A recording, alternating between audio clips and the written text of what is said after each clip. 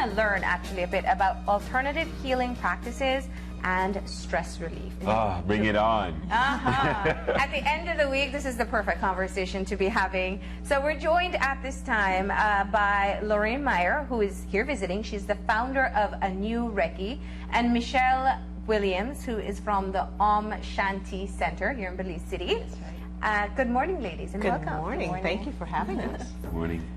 Now, first we should say welcome to you, Lorraine. Thank you. I've been in your beautiful country for 9 days. Yes, and I heard you've been doing quite a tour so far. I have. I've been to Chalk Creek and into the Crystal Cave. I've been to Lamanai and visited your beautiful ruins, and then I went to San Pedro and swam with the sharks, but don't tell anyone, they were just nurse sharks. I think I just did. So what brings you to Belize? I'm here because my beautiful dear friend and student, Michelle, invited me to come and share some of the work that I do, which is Reiki and breath work. And we had a beautiful breath work last night with a full house of all Belizeans who laughed and cried and hugged and had a great time. Now, Reiki, let's start there. What exactly is that? Reiki is a practice, and it's a practice that was brought to us by a man named Mikhail Usui in the 1920s, and he discovered that, he discovered something that we've always known as human beings. For as human beings, we know that when we touch each other in certain ways, we change the way a person's feeling. When your friend is feeling bad and you give them a hug, they feel better. When a child is hurt and a mommy kisses a boo-boo, the child forgets the boo-boo and embraces the kiss. And so what he discovered was that when we touch or nearly touch another person, we change the way their body is feeling, and we bring them to a place that's more harmonious, more peaceful, more calm. Now, Lorraine, you are very well established in this practice, and as you mentioned earlier, you were actually Michelle was your student. Yes. How did you first get involved? It's kind of a funny story. I was in a karate class because I practice Karakido karate, and I fell and twisted my ankle. And this darling man came over and he said, "Oh, can I give you Reiki?" And I looked in his eyes, and I am a married woman, keep it in mind. And I looked in his eyes and I thought, "Oh, you're pretty cute. You can give me anything you want." But he placed his hands on my ankle, and I cannot even tell you the feeling that went through me. That throbbing that you have when you first twist, it really did begin to subside. And then he said to me after 5 minutes, he said, "Tomorrow you'll have some bruising, but it won't hurt." And he was absolutely right. And a couple of years later, I was in a yoga studio and I saw a sign that said that they were having a Reiki class in attunement, and I thought, I have to go find out what it was that the gentleman gave me in karate class. And that's it. Now, when you talk about alternative healing, people don't quite know what to expect. How would you describe this to someone who has not been exposed to it in any way, shape, or form, and might be a little bit closed off from the possibilities of it? That's a great question. Thank you for asking it. First of all, let me tell you that in 736 or more hospitals in the United States, Reiki is practiced, including Duke University, Stanford University hospitals, and Yale. So it is a practice that is being embraced by the Western medical community. Because once again, if you think about it, when you touch someone, their blood pressure lowers. So we know that something actually happens. So instead of taking a blood pressure pill, if a person learns to come into a state of being through meditation, they can lower their blood pressure. Reiki does the same thing. It calms the person. I can't tell you. I would say that 70% of the people that I work on, if I start at their head, by the time I get to their heart, and even if though I'm a stranger to them, they're sound asleep. Because they calm down, their body just relaxes that much. So I would say that, first of all, Jesus told us that wherever two or more are gathered, there I am. And that is exactly the idea that we practice Reiki with, is that I am here for you. I am sharing my love, my caring for you to come to a place of, again, of peace and harmony and balance. So rather than professing to literally heal someone, I don't do it. their soul recognizes the love that's in this energy and says, I embrace this love. And when you do that, you let go of whatever dis-ease you are in, and we begin to heal. And Michelle, sorry for that. Michelle, you have found comfort in Reiki. I have, yeah. I mean, I've said it many times, but one of the treatments that was offered to me, suggested for me when I was at Sierra Tucson was Reiki. And for the month that I was there, I had a series of Reiki healing sessions. And when it was time for me to leave, the Reiki practitioner that worked on me said, you have good energy, you should try to learn to heal others as well. And so when I returned back to Miami, I got in contact with Lorraine, and it's been a wonderful journey since then. And then also I embraced breath work because she also does breath work. Yeah. And that also was transformational for me. It's breath work for pregnant women? You know, I'm joking. You want to do it sounds like I just learned something about your life.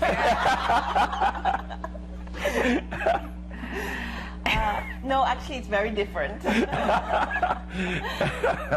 we actually had a really good session last night. Breath work, the type of breath work that Lorraine teaches, and it was a wonderful experience. The room was filled with wonderful energy, and I think everybody left feeling that they got something out of it, felt renewed. It's conscious breathing. Most of us hold our breath a lot, so it's coming into a place where you're really breathing consciously and connecting to the fact that the first thing that happens to us when we enter this world is that we have the breath of life breathed into us. Now, and it's also, any person who's done a science class understands the importance of oxygen. Absolutely. Is that the basis of what breath work does? Yes. We think of the body as a dry riverbed, and all of the things that have happened to you in your life, the moments of fear or anxiety or frustration, they kind of anchor down in us. And so when we begin to breathe consciously and we allow enough oxygen to move through the body, it's as if we open a dam, and the oxygen rushes through and it begins to release all of those fears and frustrations from us. And so that's why they come out sometimes in tears. But the most amazing for me is when people begin to laugh, because what they've remembered is that there was some wonderful, beautiful joy in their life. And at that moment of great joy, they said something like, this is too good to be true. I don't deserve this. And in the breath, they remember that we all deserve it. And so they are brought back to a place where they can remember what great joy feels like. Now, Michelle, you've been offering Reiki services here since the center has been open. Opened, yes. And what has been the response? It's been very positive. Yeah. I've had everybody that's come to me has really, they felt the benefits of relaxation, of stress relief. Some people have had muscular problems, digestive problems that they felt relief. So I think that people are opening. They were all first-timers? Yes, all first-timers. We had one woman that suffered from migraines, and actually, which was really beautiful, and I think I remember telling you when she came to me, that she'd gone away to get treated because she couldn't get any relief at the time, and the doctor told her, you need to find a Reiki practitioner. And so I thought that was kind of nice, and she has been helped enormously from it. Yeah. Now, you talk about the workshop that you held yesterday. Yes. How do you get people, especially when it's a new experience for so many people, to come into a crowded room and actually feel at ease to participate fully and be immersed in your breath work or whatever you're doing? I just have that personality. And everybody that comes to class, I've been telling them about it, building up with information, and I tell them to go research and research about Lorraine, and so we really got good positive response. But the truth is, we do a pre-talk. So during the pre-talk, I explain very fully to people what they may or may not experience, and what some of the past experiences that I've seen have been, And at that point, if they're not comfortable in any way, I go around to each person and just have a private moment with them. And if there's something that they're concerned about, or frankly, if they felt like they needed to leave, that would be the time to do it, and they could do it quietly and privately, but no one's ever left. I was just going to ask how many people ran out at that time. Nobody ran out. Yeah. And can we talk a bit about the energy portion of it? Because I think that it really is the foundation of Reiki healing. Yes. And you spoke about touch, but as you mentioned, it's really a light touch. It's like hovering almost. Exactly. But how do you sense, what is the foundation in terms of sensing people's energy and the connection that is made for healing? We all do it every day. You walk into a room, or you're in a room and someone else walks into the room, and sometimes all eyes will turn to that person. There's something about that person that has caught our attention. Or someone walks into the room and they're angry, and we all kind of back away a little bit. We all kind of separate ourselves or turn and think, I hope that person isn't coming in this room for me. And so it's very, very similar to that. We're all in touch with each other's energy all of the time. And anyone can practice Reiki. Usui Sensei, the man who brought us this practice, tells us that any being that has had the breath of life breathed into them, have been given a soul by God, can practice Reiki. And so it has no religion, it has no boundaries. It truly is about the love. And so when we touch people with love, I cannot explain it, but there is a connection that we make. And some people call it an empathetic connection or a sympathetic connection. And we know that there are a lot of people that feel other people's pain. How similar is this to what we typically call somebody's aura? We talk about, and in Belize specifically, if you haven't been indoctrinated yet, we say, my spirit no teka, which means something about that spirit just repels me. So we say that very frequently here.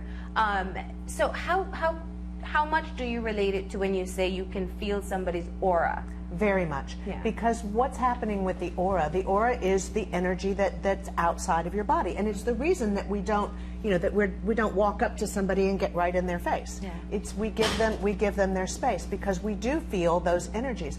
But what happens with your aura is your aura begins to gather situations that are coming for you. So if you're about to get a cold, the flu or whatever, is in your aura. When we practice Reiki, we have the possibility, if the person who is accepting the energy is willing to use that energy in a way of clearing that cold, because maybe they're calling the cold in because they need a break from work. Okay, I can see that. If they're calling it happened yesterday, don't worry. If they're calling it in for that purpose, then they may not accept the energy. They may use it for something else. But yes, we are able to, we don't necessarily feel what their condition is. What we're doing is we have come to a place where we have done our self-healing. And so when we prayerfully invite this beautiful life force energy to move through us, we are inviting more of it than we actually need. And then we're sharing it with the person who's receiving it. Did that? Yeah. Now, I want to go a little, because you're talking about the energies obviously there, and even the flu, and how you can manage to ward it off, so to speak. And stress relief. How do you get all of this, or people to connect the dots and let it actually lead to a conscious decision to relieve stress? By teaching Reiki. As I teach it, people begin to understand it more by doing interviews like this where I talk about it a bit. But normally, if someone comes to me, they come to me because they're feeling somehow out of sorts. They're either not sleeping well, or they're having lots of confusion in their life, and they really just want to come to a place of not thinking for a moment, to let all of that scrambled up energy just settle. And so that's how I think about it. I think of it like a tall glass of water with some sand in the bottom. And the Reiki energy kind of shakes the water, and the sand comes up, and some of that is filtered out. So not all of it may filter out. Some of it will settle back down. But that person, while they're having the session, will go into a deep state of calm. Again, it's very much like a meditative state. And for me, in that state of calm and peace, what happens is that person remembers that in their original state, they didn't have these confusions. They didn't have this dis-ease. They didn't have this moment of feeling out of sorts. And so when they come back out of it, their conscious mind and their unconscious mind have reminded them of how things can be, that they can go back to a state of ease and peace and harmony. Now, the other question that begs asking from my perspective has to do with, you spoke about the founder being actually male, but very often you talk to a lot of guys and they're not quite open to it. When you introduce this idea to men, for example, how do you sell it to men that this is, a good thing? I sell it with the idea that this will simply make you feel peaceful and calm. The worst thing that could happen is that you could fall asleep and not feel anything and wake up and wonder why it is that you feel like you've had a full night's rest when you've only been asleep for maybe 40 minutes. And men get intrigued by that because everybody wants to remember what it's like not to have the stresses of modern life. So, other opportunities for people to engage with you while you're here? That's a great question. We have our Reiki circle tonight. That's going to be held at Harborview. We're doing it upstairs at where Harborview used to be. What is a Reiki circle? A Reiki circle is an opportunity for people to come and meet me, engage with me, as you just asked. And we do a guided meditation, which is just a beautiful, sweet meditation that brings you to a place of calm and peace.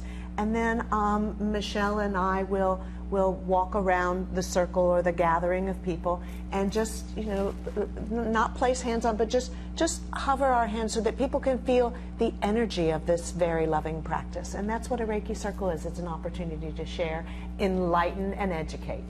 There you go. So you can have your first encounter at that point. Exactly. And then if you're interested in learning more, you have a training that's taking place over the weekend.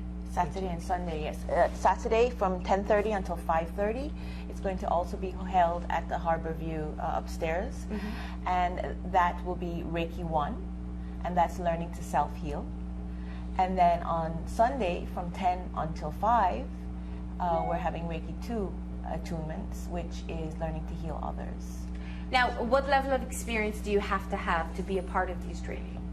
No experience at all. You simply have to be a person with an open heart and someone who wants to learn to love both themselves and others. I won't say completely unconditionally because that's a challenge, but let us say more unconditionally. That's a very honest answer. Now, if you were to say that there was one very common misconception that people tend to have about Reiki healing, what would it be? That it's religion-based, that it's something that everyone can't do, that it's something that is only for people with some kind of special training or vocation. It really, again, Reiki, everyone, we're all born with it. We're all born with a loving connection for each other. It's just that sometimes power and ego get in the way, and it is absolutely something that any human being, any being that has a soul, can practice.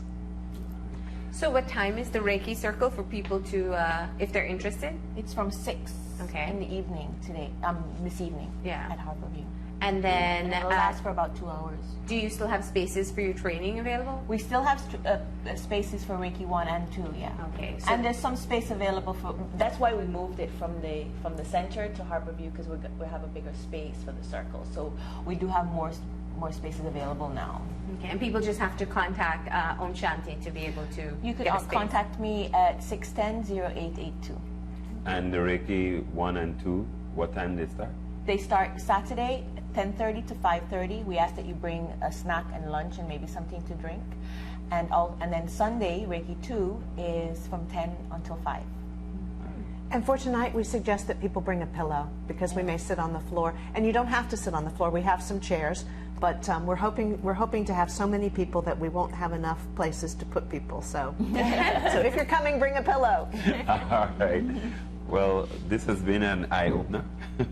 Great. Thank you for having us. Yeah. And of course, after the training is over as well, you continue to offer the service at the center. So we do, yeah. People can still try if they're not available this weekend. But it's wonderful having you here, Lorraine. Thank you. It's my pleasure to be in your beautiful country. I'm sure you've seen enough to know you have to come back again. Absolutely. We were just talking about that driving in here. So, yes. Well, thanks again for joining us this morning. Thank you. Thank you very much. We're going to go ahead and take our final break, and when we come back, it's for wrap-up and performance by Ernestine Carballo. Stay tuned.